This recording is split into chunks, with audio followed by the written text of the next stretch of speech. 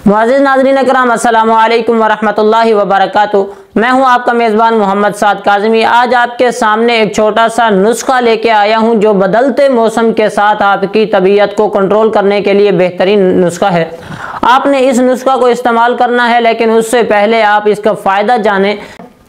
ये बदलता मौसम आपकी तबीयत के अंदर काफ़ी सारी तब्दीलियां लेके आता है, जिसकी वजह से आप परेशान हो जाते हैं। सर की बीमारियां होना शुरू हो जाती हैं, आपके सर के अंदर दर्द महसूस होना शुरू हो जाए, या आपका नज़ला ज़ुकाम हो जाए, या आंखों के अंदर चुभन और आंखों से पानी जारी हो जाए, तो आपने ये नुस्खा इस्तेमाल करना है।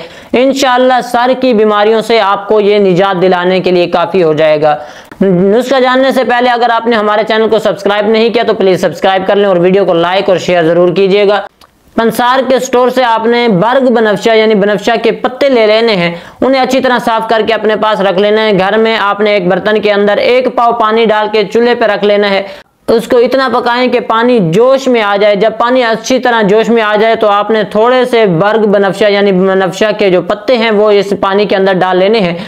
डालने के बाद आपने फौरन ऊपर ढक्कन लगाना है। ढक्कन लगाने के बाद बर्तन को आग से उतार के रख लेना है। जब आप देखें कि ये हल्का नीम गर्म हो गया है, पीने लायक हो गया, तो इसे छान के प्याले के अंदर निकाल लें।